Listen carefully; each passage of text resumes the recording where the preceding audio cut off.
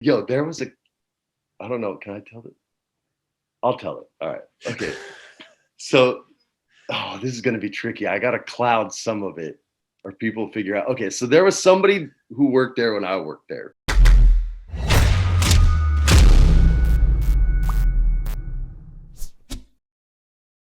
I just know that, like, for as much as we love wrestling, once you peek behind the curtain, it's kind of like the Wizard of Oz. Yeah. You go, oh, It hurt me for about 7 months. I couldn't really enjoy it, but I but then watch it you, now. My kids are what gave it back to me.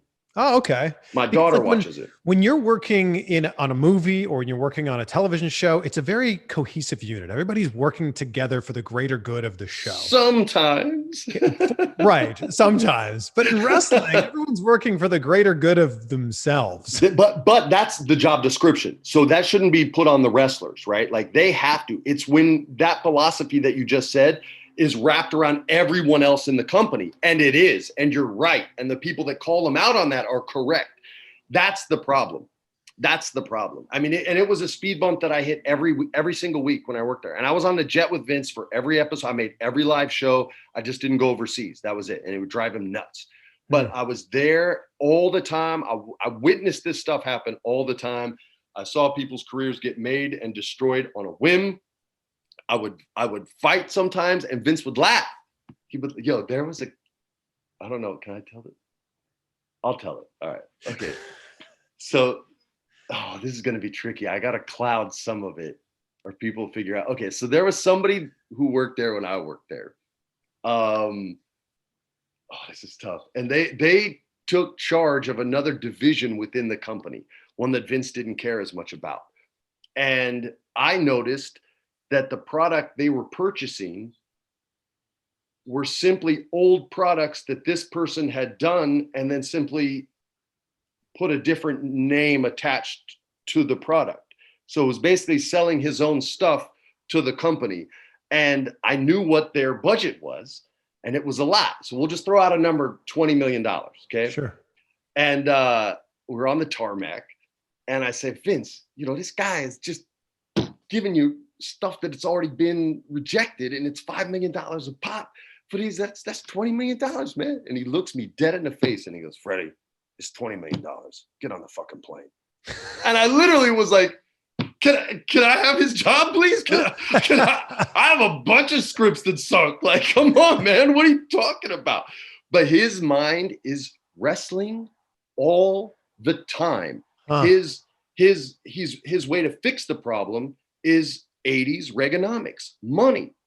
That's fixed every problem the company's ever had. So when you present a creative solution to a problem, it's a much harder boulder to roll up the hill, and you start to feel like Sisyphus.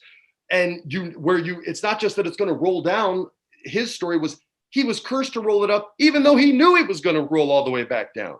And that's what you deal with as a writer in that company. And that's why it breaks so many of them, and they won't fight because it's just this treadmill of doom. But it's still my favorite job I've ever had, man. I swear to God. Whether you love him or you hate him, Vince McMahon is a genius. I love him. He understands psychology at a level that he'll never get credit for. Never get credit for. For better or worse, his understanding of the human condition and that there are no good or evil people. There are just people whose morality shift depending on how much pressure they are under. And that is a direct quote that I will never forget from VKM. So wow. It is, it's that shellfish in a bucket philosophy. And he's not wrong. There's genius psychiatrists that think the exact same thing. So it's, his understanding of how to market to the different territories, who's going to win in those territories, what kind of match they're going to have in those territories. It is next level genius. And I'm next level idiot when it comes to that. You know what I mean?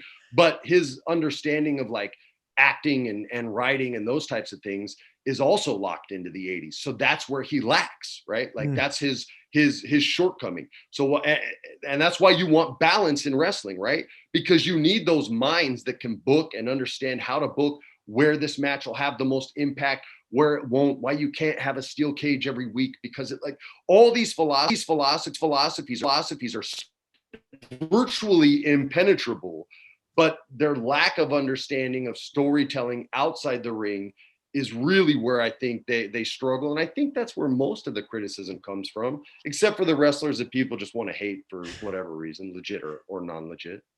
What do you think happens when, when Vince eventually ends up passing on 10 years, 20 years, 100 years from now, who knows? Never. He's RoboCop, but yeah. Yeah, I feel like he's going to, he's going to live forever. What do you He'll think? outlive you and I, but yeah. Really? Yeah. What do you think? What happens to WWE then? Man, I mean, this is kind of crazy. So instead of taking salary when I worked there, I took stock. So my whole salary was stock. Oh, wow.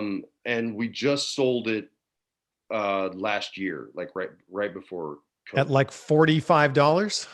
It was a lot, and I got it at like nothing. Because it was nothing in 2009 or 2010. Sure, so yeah, the stock, yeah. But I believed in what I was doing at the time, and I believed in the company. I believed in the company. So I saw them selling stock, right? Because he was purchasing the XFL at the time and all that stuff.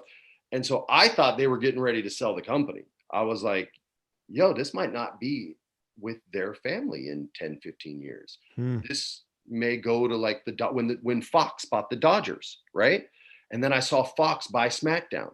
And I was like, dude, I think Fox is going to buy WWE. I seriously do. Because they were selling stock, Hunter and Vince, both. And so I had sold all, and that was public. That's not like a secret.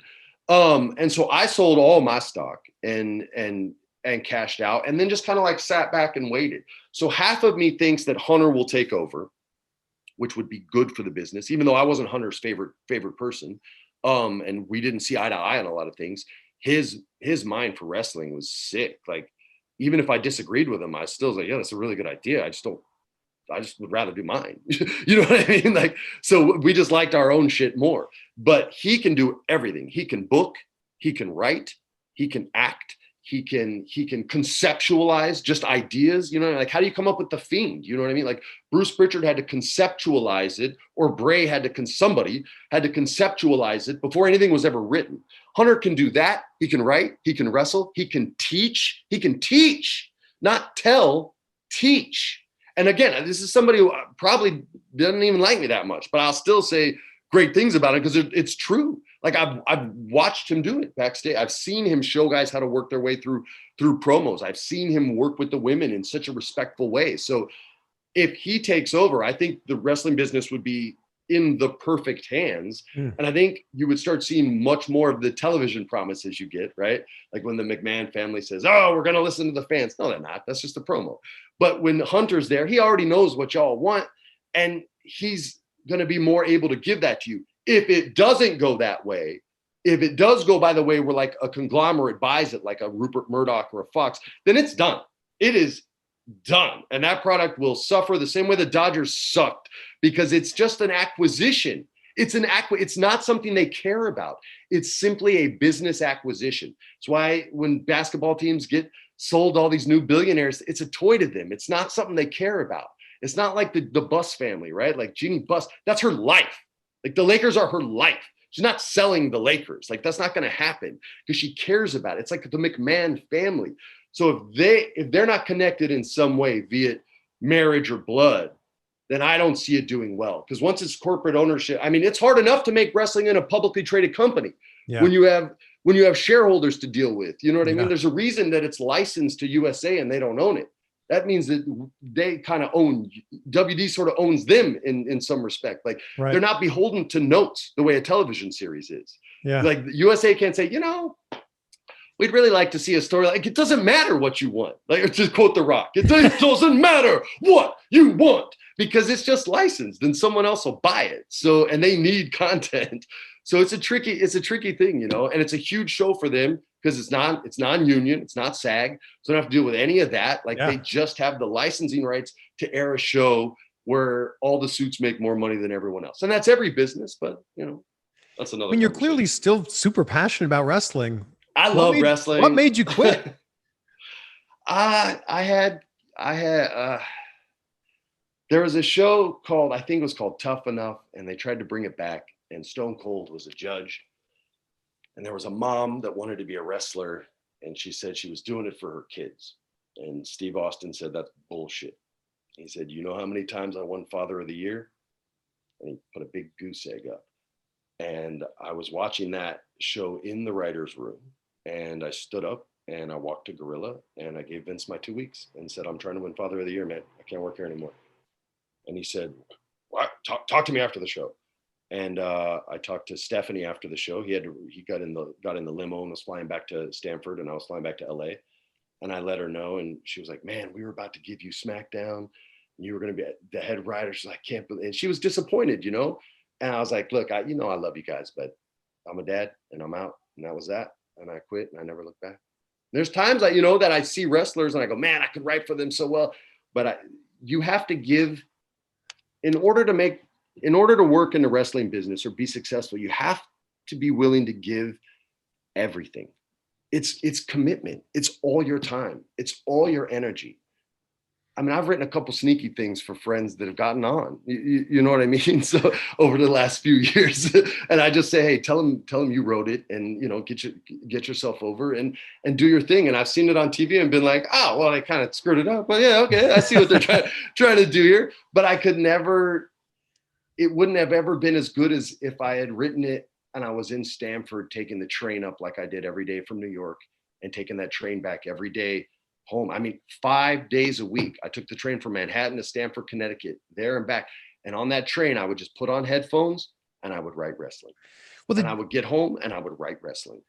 I would wake up, I would write wrestling. The difference between you and some of the other people who work behind the scenes there is you don't need the money.